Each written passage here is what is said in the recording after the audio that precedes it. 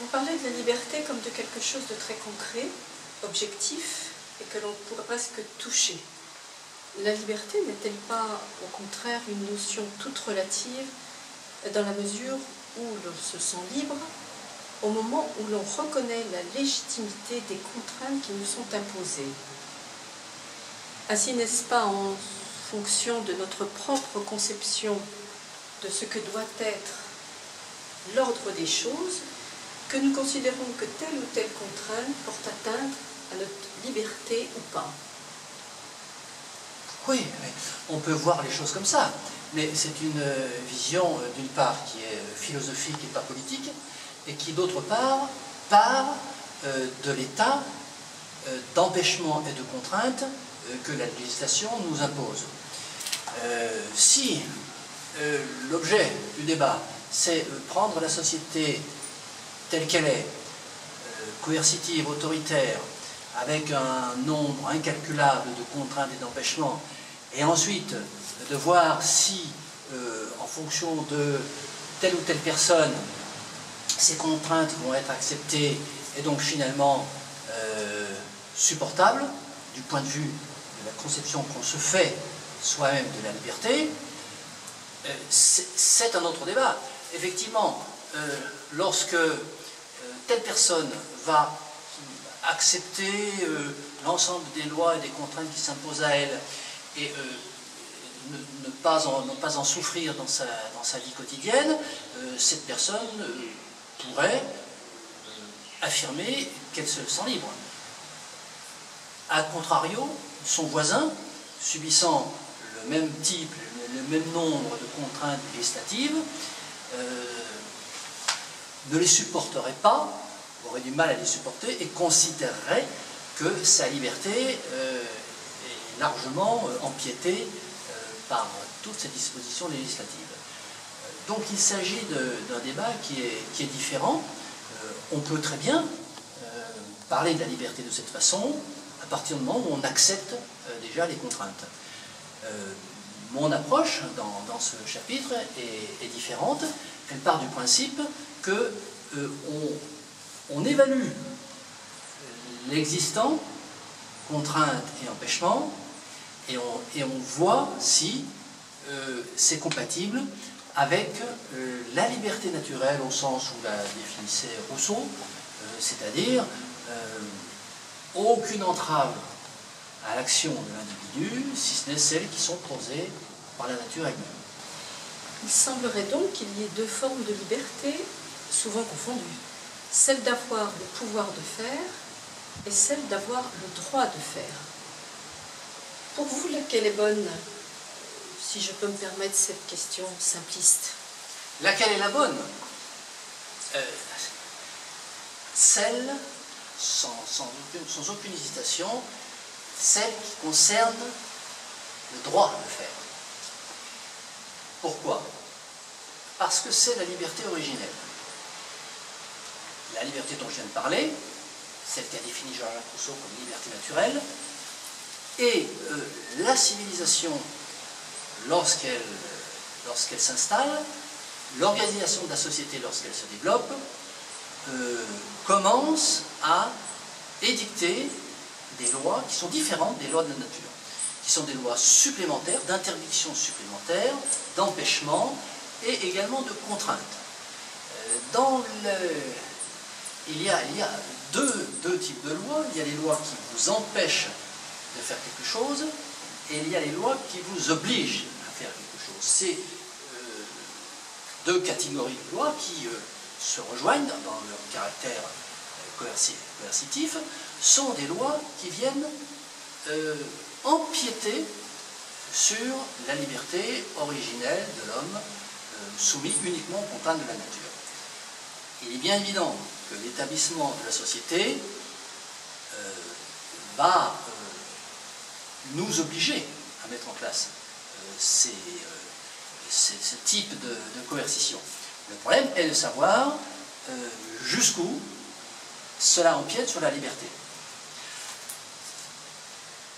Et on constate de façon très très évidente une corrélation entre l'augmentation de l'industrialisation de la société et l'augmentation du nombre de lois. Aujourd'hui, nous avons en France 11 000 lois, 130 000 décrets. On en avait beaucoup moins du temps de l'Ancien Régime. Alors, il n'est pas question de dire que l'Ancien Régime, c'était mieux que la société industrielle, mais nous sommes obligés de constater que l'inflation législative va de pair avec le niveau d'industrialisation.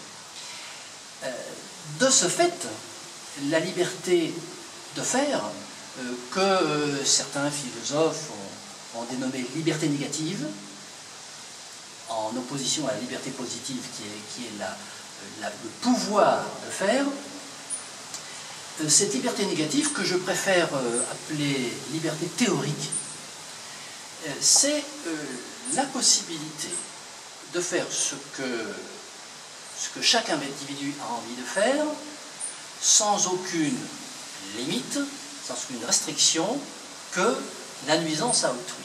C'est ni plus ni moins que la définition donnée par l'article 4 de la Déclaration des droits de l'homme. Il se trouve que cette notion de nuisance n'a pas été définie de façon précise dans la Déclaration des droits de l'homme, et que, bien au contraire, elle a donné le loisir à la loi de définir elle-même ce que serait la nuisance.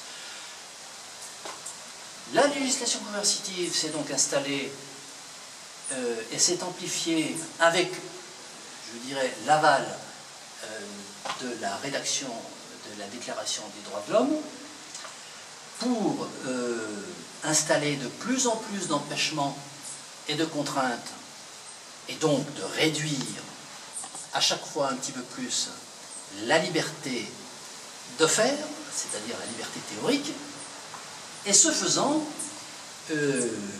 la liberté, lorsqu'elle est affichée, par exemple dans la Constitution de 58 ou sur tous les frontons des mairies de France, a pris un sens différent, ce que certains philosophes appellent la liberté positive, je viens de le dire, et ce que je préfère nommer la liberté matérielle. Il s'agit en fait tout simplement de la possibilité que l'individu va avoir avec son patrimoine et ses revenus de faire un certain nombre de choses. Nonobstant les empêchements et les interdictions qui viennent restreindre sa liberté théorique, l'accroissement, le développement de la société industrielle induit une augmentation de revenus, une augmentation de patrimoine, et lui donne la possibilité de faire un certain nombre de choses que un autre individu disposant de tous ses droits théoriques ne pourrait pas faire parce qu'il n'a pas les moyens de le faire. Prenons par exemple la situation des pays de l'Est avant la chute du mur de Berlin. Nous avions dans ces pays des individus qui pouvaient avoir le niveau de vie suffisant, par exemple, pour sortir de leur pays, donc liberté positive ou liberté matérielle, mais la loi leur interdisait de le faire. Donc, liberté théorique qui était limitée. C'est donc ce système de vase communicant entre les deux types de liberté que je voudrais pointer, et ma conclusion, c'est de constater que l'assimilation industrielle réduit régulièrement et progressivement, mais inéluctablement, la liberté théorique, et s'en sort sur le raisonnement et le plan de liberté en mettant en avant la liberté positive, la liberté, le pouvoir d'achat. Donc, en quelque sorte, il s'agit de dire à l'homme moderne, certes, tu as beaucoup moins de liberté théorique de faire les choses, mais tu as un niveau de revenu et une capacité matérielle de réaliser certaines choses qu'on ne pouvait pas réaliser avant la société industrielle. Donc, c'est en gros le pouvoir de consommer. Et s'il fallait résumer cette situation dans une image très simple, très réduite, je dirais que la liberté naturelle a été remplacée par la liberté de consommer. Mais revenons au titre de votre chapitre, vivre libre ou subir. Pourquoi opposer deux options aussi radicales? N'existe-t-il pas un juste milieu entre une liberté absolue et une soumission totale qui constituerait précisément le point d'équilibre d'une société juste et démocratique? Oui, bien entendu, le point d'équilibre est nécessaire. Je n'oppose pas ces deux options en disant que c'est soit l'une, soit l'autre. Toute la difficulté est d'établir des principes qui vont nous permettre de déterminer si nous sommes dans un état de liberté théorique acceptable ou un état de soumission également acceptable. La liberté théorique totale n'est pas possible, nous sommes bien d'accord, sinon c'est la liberté naturelle et c'est le refus de la civilisation. La soumission totale n'est pas, enfin, malheureusement est possible, nous l'avons vu dans un certain nombre de régimes politiques, mais elle n'est pas acceptable, elle n'est pas souhaitable. Donc bien entendu, il s'agit de trouver un juste milieu. Mais le juste milieu, ça n'est pas comme une recette de cuisine, on va mettre un petit peu de ça et un petit peu de ça et tout le monde va être content. En rapport à votre première question, l'idée de la majorité qui impose sa vision des choses à une minorité serait une piste.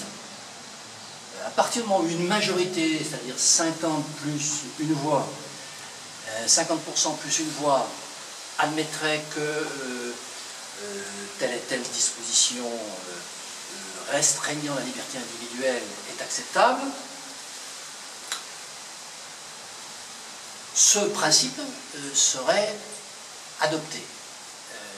Je ne pense pas que cette dictature de la majorité, comme l'a nommé Proudhon, puisse être retenue pour les temps qui vont venir, bientôt modifier radicalement l'ordre des choses. Je pense bien entendu à l'objet de cet ouvrage qui est la décroissance inéluctable. Je pense au contraire que toutes les dispositions visant à réduire la liberté individuelle, c'est-à-dire la liberté théorique, doivent être prises en fonction d'un certain nombre de principes précis. Cette notion de principe président à l'établissement de la loi est quelque chose qui n'existe pas jusqu'à présent. Contrairement à ce qu'on pourrait penser, je l'ai dit tout à l'heure, la Déclaration des droits de l'homme de 1789 et la Constitution de 1958 n'édictent pas de principes qui guident l'action législative. Il dit au contraire que c'est justement l'action législative et la rédaction de la loi qui va déterminer les principes. Donc c'est tout le contraire. Et